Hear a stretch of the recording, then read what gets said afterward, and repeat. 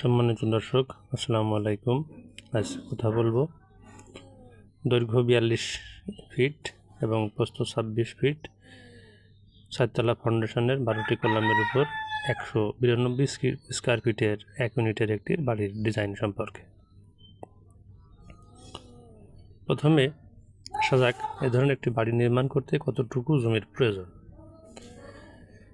এই বাড়িটি 42 ফিট দৈর্ঘ্য এবং 26 ফিট প্রস্থ, সেই হিসাবে জমির প্রয়োজন 2.5 শতক, অর্থাৎ 2.5 একর জমি প্রয়োজন এ ধরনের একটি বাড়ি নির্মাণ করতে হলে। এবার আসি এই ডিজাইনে কি কি সুবিধা থাকছে।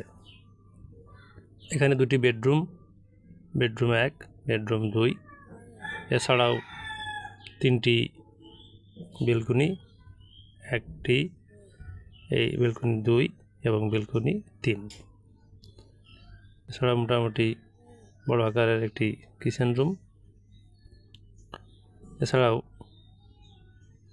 এই ডিজাইনের সবচেয়ে বড় আকর্ষণ হলো বড় পরিসরের লিভিং এবং ডাইনিং রুম।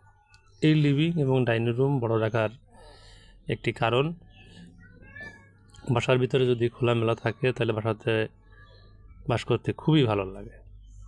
এছাড়াও আরও একটি কারণ আছে, এ ধরনের ডিজাইনের বাসাতে প্রচুর ভেন্টিলেশনের ব্যবস্থা রাখা হয়েছে। যদি যথেষ্ট ভেন্টিলেশনের ব্যবস্থা থাকে তাহলে বাসাটি প্রাণবন্ত মনে হয়, যা আমাদের মনকে প্রফুল্ল রাখে। দর্শক, এবার আসা যাক এ ধরনের একটি ডিজাইনের বাড়ি নির্মাণ করতে আমাদের কত টাকা খরচ হতে পারে। এ ধরনের ডিজাইন একটি বাড়ি নির্মাণ করতে হলে আমাদের আনুমানিক 18 লক্ষ টাকা খরচ হতে পারে।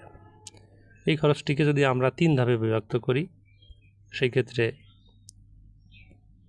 বেস সহ ফাউন্ডেশন অর্থাৎ 12টি কলাম নির্মাণ করতে খরচ হবে, অর্থাৎ এই 12টি কলাম পর্যন্ত নির্মাণ করতে খরচ হবে 6 লক্ষ টাকা।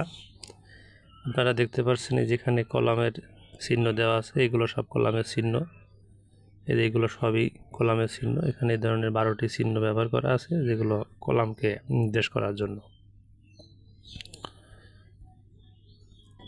এবার আসি দ্বিতীয় ধাপে, ছাদ। দ্বিতীয় ধাপে ছাদে প্রয়োজন হতে পারে আরও 5 লক্ষ টাকা। আর এই বিল্ডিংটির বাকি কাজ সম্পন্ন করতে আরও প্রয়োজন হতে পারে 7 লক্ষ টাকা। সেই হিসাবে এই ধরনের ডিজাইনের একটি বাড়ির সম্পূর্ণ কাজ শেষ করতে প্রয়োজন হতে পারে 18 লক্ষ টাকা। 18 লক্ষ টাকা। দর্শক, এ ধরনের একটি ডিজাইনের বাড়ি আপনি ইচ্ছা করলে শহরে কিংবা গ্রামে নির্মাণ করতে পারেন। যদি এ ধরনের একটি বাড়ি শহরে নির্মাণ করতে চান, সেই ক্ষেত্রে এই যে প্রথম রুমটা, এই রুমটা মাইনাস করে এখানে একটি গ্যারেজ রুম রাখবেন। এই গ্যারেজ রুমে শুধু গাড়ি পার্কিংই নয়, আরও অন্যান্য কাজও ব্যবহার করা যেতে পারে। এই বিল্ডিংটি সাউথ ফেসিং যদি করা হয়, অর্থাৎ দক্ষিণমুখী করা হয়, তাহলে বসবাসের জন্য সবচেয়ে ভালো হয়। এই যে প্রথম রুমের পাশে দেখছেন সিঁড়ি, এখান দিয়েই মূলত এই বিল্ডিংয়ের প্রবেশ করতে হবে। আর যদি আপনারা দ্বিতীয় আরেকটি ইউনিট করতে চান, সেই ক্ষেত্রে এই পাশে দেখেন কোনো জানালা রাখা হয়নি, কেননা এখানে যদি আরেকটি ইউনিট করতে চান, সেই ক্ষেত্রে আপনারা আরও 4টি পিলার করে আরও একটি ইউনিট এখানে করতে পারেন। সেই ক্ষেত্রে মাত্র 4টি পিলারেই আরেকটি ইউনিট হয়ে যাবে।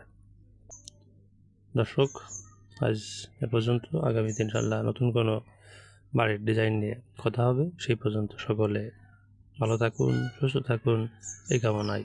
খুদা হাফেজ।